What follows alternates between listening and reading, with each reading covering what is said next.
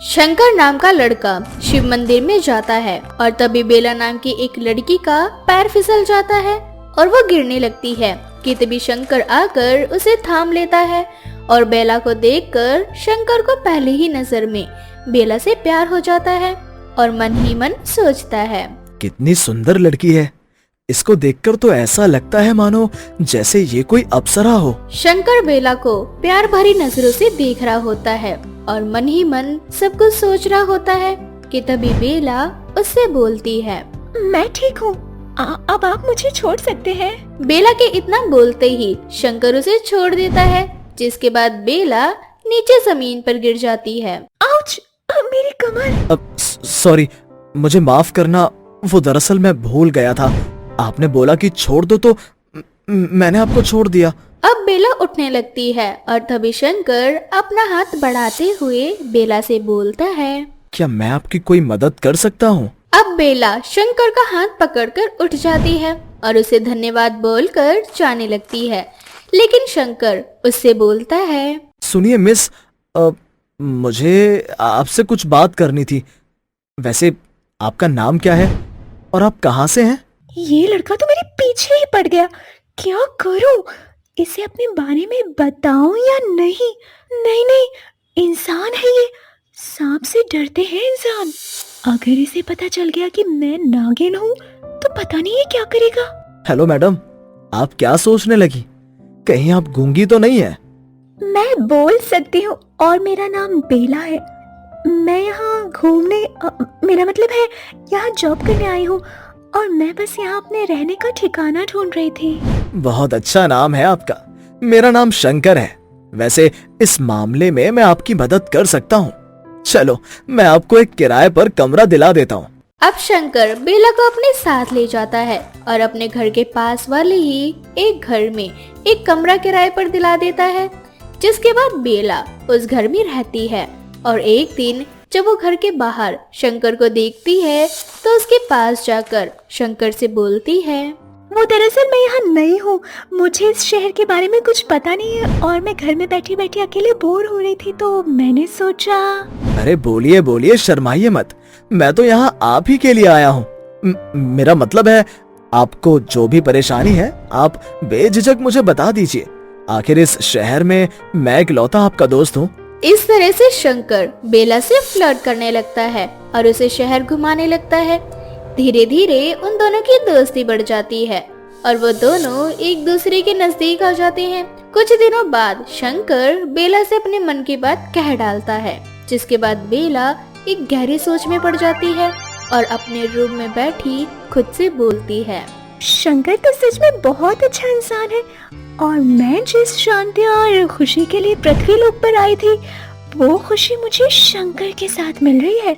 इसीलिए अब मैं नागलोक कभी नहीं जाऊंगी और पृथ्वी लोक पर शंकर के साथ रहकर खुशहाल जिंदगी जीऊंगी।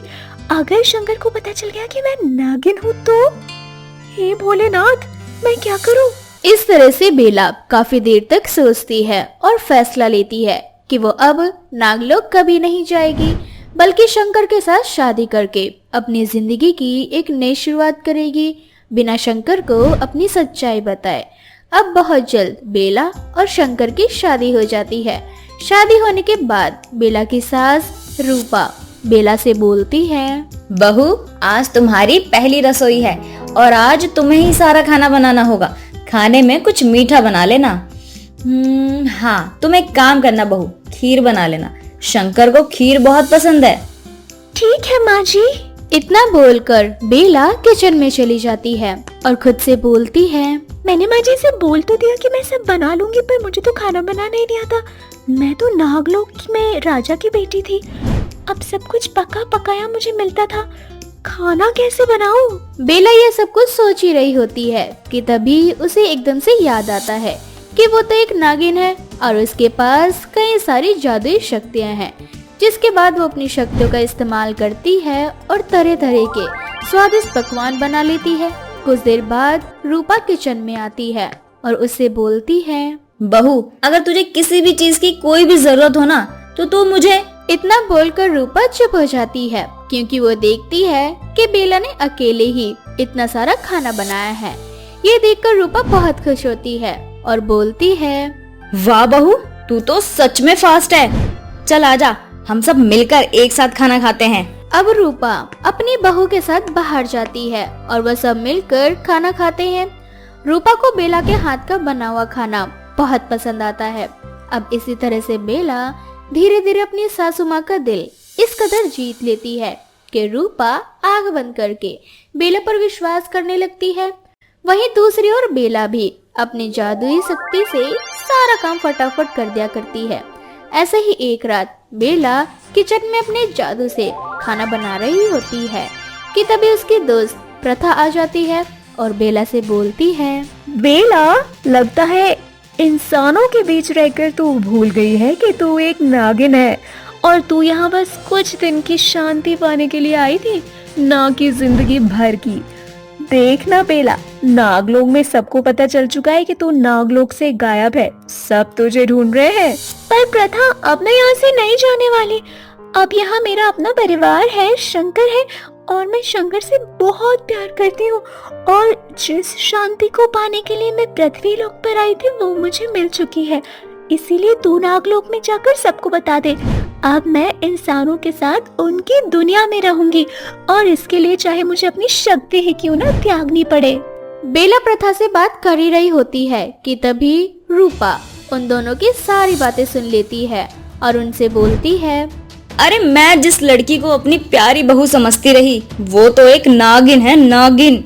और कहाँ मैं अपने पोता पोती के सपने देख रही थी, पर मुझे क्या पता था कि मुझे अपनी गोद में सपोलो को खिलाना पड़ेगा। माँ जी, ये सच है कि मैं एक नागिन हूँ। मैं यहाँ किसी का बुरा करने नहीं आई। मैं तो आप लोगों के साथ इंसान बनकर रहना चाहती हूँ। बेला बार बार रूपा को समझाती है पर रूपा उसकी एक नहीं सुनती और वह शंकर को घर बुलाकर उसे सारी सच्चाई बता देती है। जिसके बाद बेला बहुत शर्मिंदा होती है और रोने लगती है और शंकर से बोलती है, शंकर, मैं मानती हूँ मैंने आप लोगों को धोखे में रखा, पर मेरा इरादा कभी भी आप लोगों को चोट पहुँचाना नहीं था और ना ही मैंने कभी आप लोगों के साथ कुछ बुरा किया। मैं तो बस सुख और शांति चाहती थी, इसीलिए पृथ्वी लोक पर आई और मुझे वो सुख शांति आपके और माँ जी के साथ मिली। इसीलिए मैंने फैसला लिया कि मैं अपनी सारी शक्तियाँ त्याग दूंगी और एक साधारण इंसान बनकर आप लोगों के साथ रहूंगी।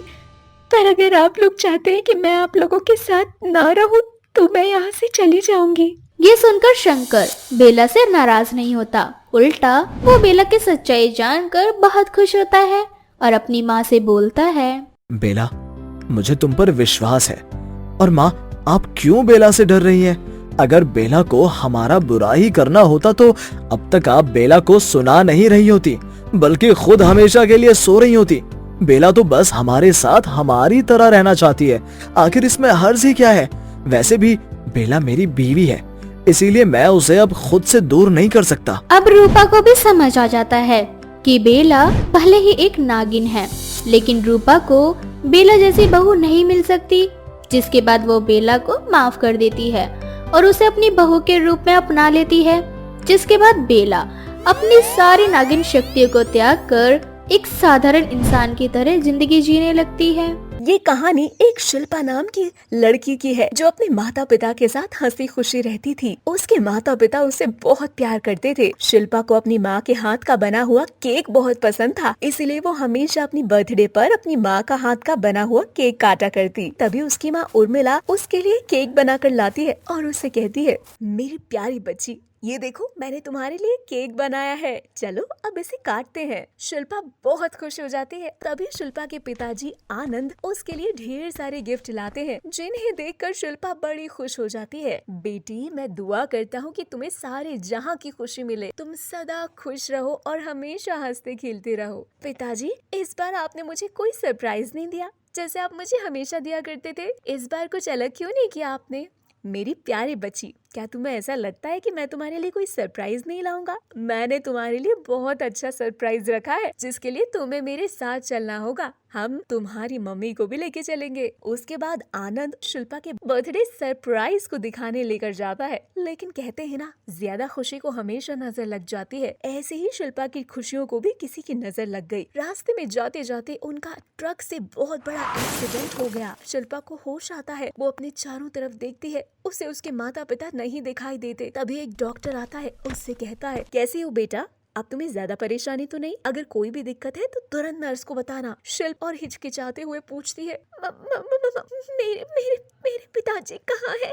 और मेरी मम्मी हमारे साथ ही थी, वो भी कहीं दिखाई नहीं दे रही। मुझे मेरे मम्मी पापा के पास ले चलो, मुझे उनके पास जाना है। शिल्पा की बात सुनकर डॉक्टर गंभीरता से सोचने लगते हैं और बहुत ही शांतिपूर्वक शिल्पा से कहते हैं, मैं जानता हूँ कि ये दौर तुम्हारे लिए बहुत ही मुश्किल होने वाला है, लेकिन तुम्हें संभलना बहुत जरूरी है। आज जो भी हुआ उसमें तुम्हारी कोई गलती नहीं, बस ये जो किस्मत का खेल है जो अचानक से तुम्हारे साथ हो गया, इसे तुम्हें साहस पूर्वक अपनी हिम्मत को बनाकर रखना होगा। शिल्पा घबराहट में डॉक्टर से कहती है, डॉक्टर साहब, आप अपनी बातों को घुमा क्यों रहे हो? सीधा सीधा बताओ कि आखिर हुआ क्या है, मुझे सिर्फ और सिर्फ सच सुनना है। डॉक्टर गंभीरता से शिल्पा को बताते हैं, जब तुम अपने माता पिता के साथ कार में जा रही थी, अचानक से ट्रक में तुम्हारी कार का एक्सीडेंट हो गया था, जिसकी वजह से तुम्हारे माँ और तुम्हारी पिताजी को बहुत गहरी चोट आई। तुम्हारी माँ को तो हम बचा नहीं सके, वो अब इस दुनिया में नहीं रही, और तुम्हारे पिताजी जिंदा है, कुछ ही घंटों बाद उन्हें होश आ जाएगा। मुझे माफ करना प्यारी बच्ची, तुम्हारी माँ अब इस दुनिया में नहीं रही। पिता उसके सामने खड़े होते हैं, वो अपने पिता को देखकर रोने लगती है। पिताजी, ये क्या हो गया? पिताजी, हमारी हंसती खेलती जिंदगी में ये कैसा पहाड़ टूट गया? मेरी माँ के बिना मैं कैसे जीऊंगी? मुझे मेरी माँ वापस चाहिए पिताजी, उनके बिना मेरी जिंदगी बिल्कुल अधूरी है। वो मुझे बहुत प्यार करती थी, काश आपसे मेरे बर्थडे का सरप्राइज नहीं मांगती तो शायद ये हादसा नहीं होता। इस सब के जिम्मेदार सिर्फ और सिर्फ मैं हूँ, मेरी वजह से आज मेरी माँ मेरे साथ नहीं। माँ के गम में बेचारी शिल्पा सदमे में पहुँच जाती है। उसकी ये हालत देखकर आनंद दिन रात परेशान हो जाता है। उसकी ये हालत देखकर आनंद सोचता है, अगर शिल्पा इसी तरह अपने ऊपर ध्यान देना छोड़ देगी तो उसे कुछ भी हो सकता है। अब मुझे कुछ ना कुछ तो करना ही होगा, नहीं तो ऐसे मेरी बच्ची की जिंदगी खराब हो जाएगी। ये सोचकर आनंद के मन में दूसरी शादी का ख्याल आता है। वो एक मोहिनी नाम की लड़की से शादी करता है। मोहिनी शादी के बाद आनंद के घर आती है। वो शिल्पा को बहुत प्यार करने लगती है, लेकिन मोहिनी का ये प्यार ज्यादा दिन तक नहीं टिकता। जब उसे दूसरा बच्चा होता है तो वो शिल्पा के ऊपर ध्यान देना बिल्कुल बंद कर देती है। इत्तेफाक की बात है कि मोहिनी को जो बच्चा हुआ था उसका जन्मदिन शिल्पा के जन्मदिन पर ही आता है। पिताजी, कितनी अच्छी बात है ना कि मेरा और बाबू का बर्थडे एक साथ आता है। अब हम दोनों अपना बर्थडे एक साथ मनाया करेंगे। हाँ मेरी प्यारी बच्ची, इस साल तुम्हारा बर्थडे हम बहुत अच्छी तरीके से मनाएंगे। ये सब मोहिनी दरवाजे के पास खड़ी होकर सुन लेती है। वो मन ही मन सोचती है, नहीं, ये नहीं हो सकता। इस मनहूस के साथ मेरे बाबू का जन्मदिन नहीं मनाया जाएगा। क्या पता इस मनहूस लड़के की मनहूसियत मेरे बच्चे पर पड़ जाए, जैसे ये अपनी माँ को खा गई। क्या पता मेरे बाबू के साथ कुछ गलत हो जाए। नहीं नहीं, मैं ऐसा नहीं होने दूंगी। इसके लिए तो मुझे कुछ ना कुछ करना ही होगा। मोहिनी ये सोचकर बेचारी शिल्पा से पूरा दिन भर काम करवाती है। जब वो अपने कमरे में आराम करने जा रही होती है, ओ लड़की सुन, कल मेरे बाबू का बर्थडे है और सभी मेहमान आएंगे। मेहमान की खातिरदारी में कोई कमी नहीं होनी चाहिए। और हाँ, ये ड्रेस कल पहन लियो और सुबह जल्दी उठकर घर का सारा काम करना और खाना भी तुझे ही बनाना है, समझी तू? ठीक है माँ। मोहिनी शिल्पा को फटी पुरानी ड्रेस देती है। ऊपर से कल शिल्पा का भी बर्थडे होता है। वो उसे इतना सारा काम बता देते हैं कि वो बहुत उदास हो जाती है और मायूसी से अपने कमरे में चली जाती है और रोते हुए अपनी माँ को याद करती है।